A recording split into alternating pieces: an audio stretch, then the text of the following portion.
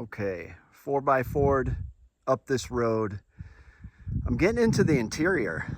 A little farther down in elevation, there's like boreal forest, but this is kind of right before everything turns from forest into muskeg.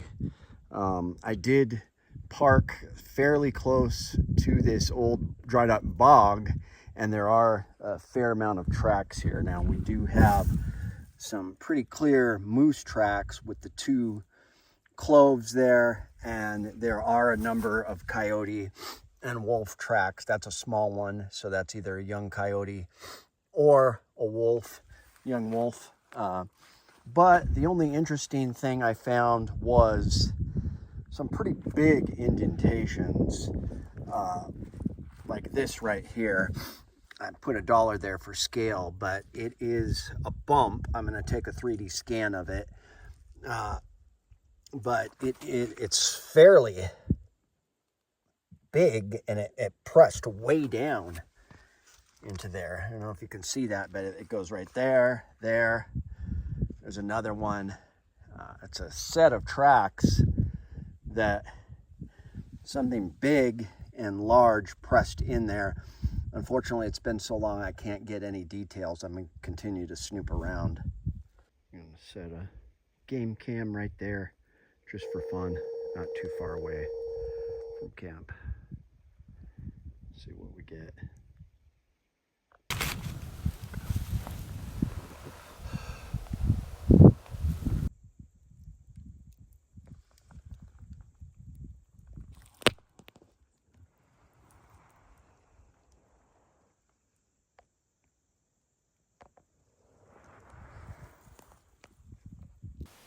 So thanks to this whole overlanding thing I've been into the last 3 or 4 years, I now have a mobile investigation setup, perfect for seeking out cryptids, Bigfoot, Sasquatch, that kind of thing.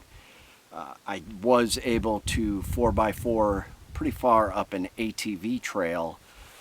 Probably shouldn't have gone this far without somebody else or some better recovery gear, but I'm way back here and just away from people, and I just have a lot of gear that I want to try. A lot of night vision stuff, a thermal, spot lamps, game cam, sound recording, just all kinds of stuff I'm having a ball with, and thanks to Alex Petikoff, who kind of showed me a lot of these things that I'm learning about. But I find that I need to be in nature more, because you really, once you spend time in nature and kind of reset and get away from civilization, you become attuned to your surroundings a lot more, and things like Bigfoot, they're just kind of weird.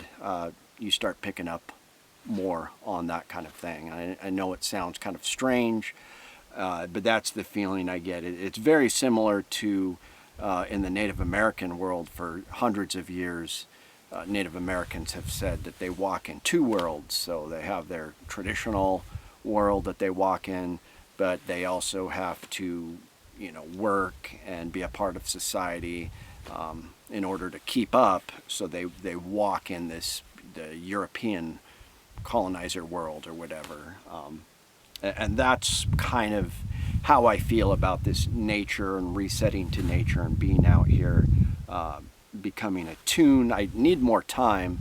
Really bummed that Rob Roy couldn't make it out here. Spent a lot of time with Rob Roy Menzies, and that guy camps a lot. He camps, fishes, he rides his ATV way back, and just and he's a good cook too. So I was hoping he would make it out here.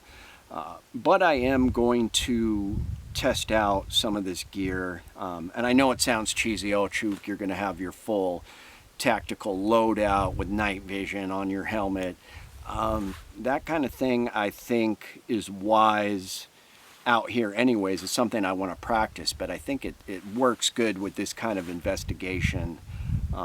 I think technology is a tool and should absolutely be used in these kind of investigations. So I do have my battle belt and comms and, you know, my rifle and all kinds of night vision lasers and lights set up, and a mil-spec PVS 14 attached to my helmet, which is the night vision monocular. So once it gets a little darker, and it kind of sucks, I was hoping to get more sleep, but it's staying light out pretty late right now, so I'm gonna have to wait a while. But once it does get darker, I am going to go off trail a ways and see what I can see. I'm going to scout with the thermal and make sure there's not any bears around, or just see what I can find. But I am really interested to see what this kind of thing, you know, how it would work with this technology. I think it's a great start, and it's something that I'm going to continue, especially into the fall season when it starts getting darker. There are a lot of sightings, a lot of legends in the area I'm at. I'm way up, getting close to the interior, so pretty far up here. Once you start driving 2-3 hours away from the big city in Alaska, you start getting out into the country, and you can really get away from people, and this is where I want to be. So we're gonna scout around, see what we can find, but all in all, it's just fun to go camping. So thanks for joining me along this journey, and we're gonna have more videos to come, but let's see what we can find tonight.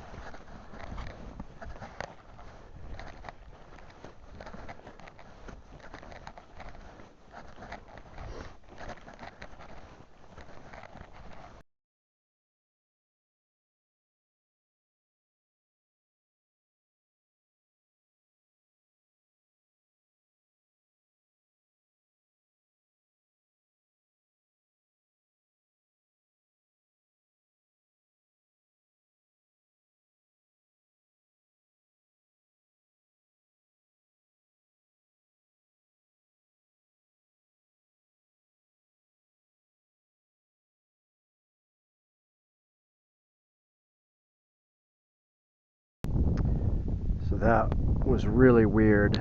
I was walking up there towards those hot spots. Really strange. I don't know what they were. They seemed to be still. I swore I saw some of them moving and leaving a trail, and then the one on the upper left was actually given red hot. It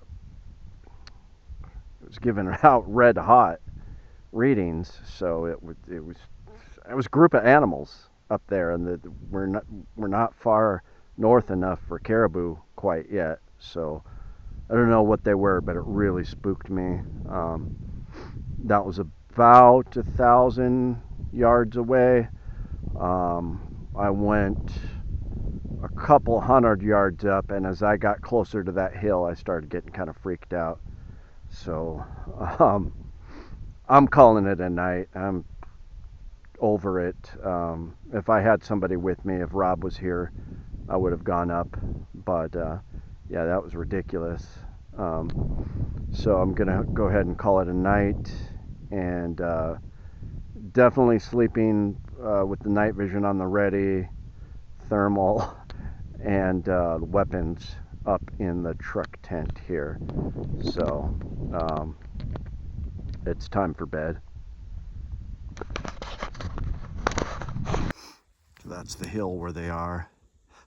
Kind of stupid to shine at. I don't want to bring attention to myself. I'm not even going to mess around with night vision anymore. I'm just going to my tent up there, and I'm gonna have this 14,000 lumen flashlight and another 11,000 lumen flashlight on me with my weapon, with a weapon light. Pretty freaked out from this whole experience. I wish I wouldn't have come up here alone. I should have gone fishing with Rob Roy. All right, let's get to bed. So I don't know why I got so freaked out. It was just kind of a feeling that came over me, like I didn't need to be in this spot. But as I inched closer to that hill where all the heat signatures were, I started imagining hearing little things, and I just got freaked out. And I came back here, then it got even darker, and I just packed everything up, locked the truck up, and crawled up into the truck tent. I have my weapon with a weapon light on me, and then I was having fun with this 14,000 lumen spot lamp that just blows everything up. But I also don't want to bring attention to myself. Speaking of, check out New York Prepper on YouTube, but he is really into Bigfoot. It's a good friend of mine, YouTube channel. He's in Pennsylvania now, but he text messaged me the other day, and he's like, do you ever do any calling? And I was like, what? You Bigfoot calling? He's like, yeah, I'm going to go do some tomorrow. And he said that you copy the recordings and you do this like low bellowing. And I thought earlier today, I was like, man, I'm going to do some calling like New York Prepper, but there's no way. Once I got out there by myself, I wasn't going to do any calling. There's bad enough bears around here. But I don't want to give into the panic. I did get kind of freaked out, and it's good to acknowledge that, but not panic. Because that just creates that kind of thing. So I've got weapons. I'm really well armed. I'm just going to make it through the night. I took my hydroxyzine, my melatonin. I'm going to sleep for 8 hours.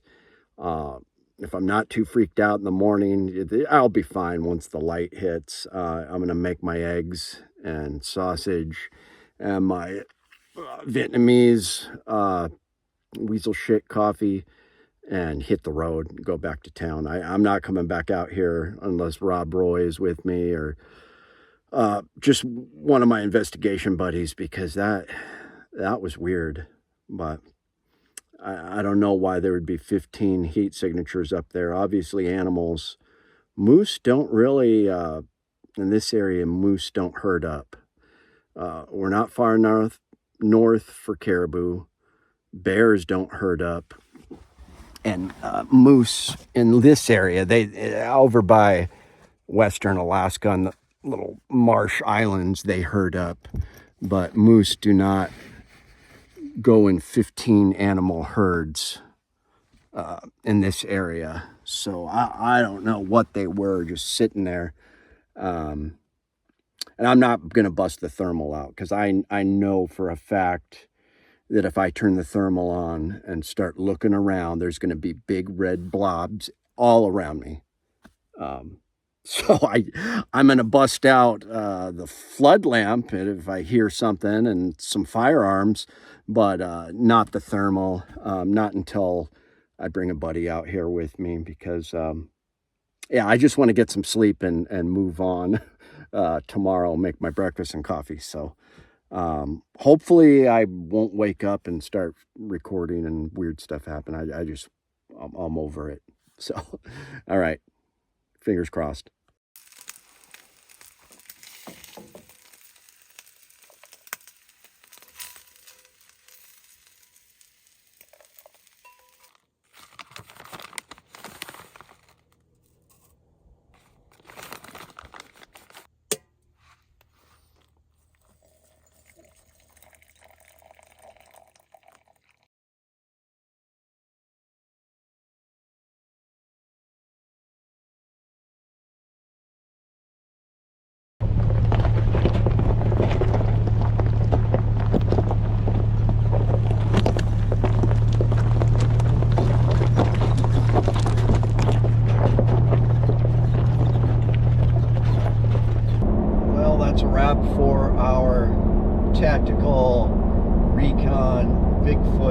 attack video.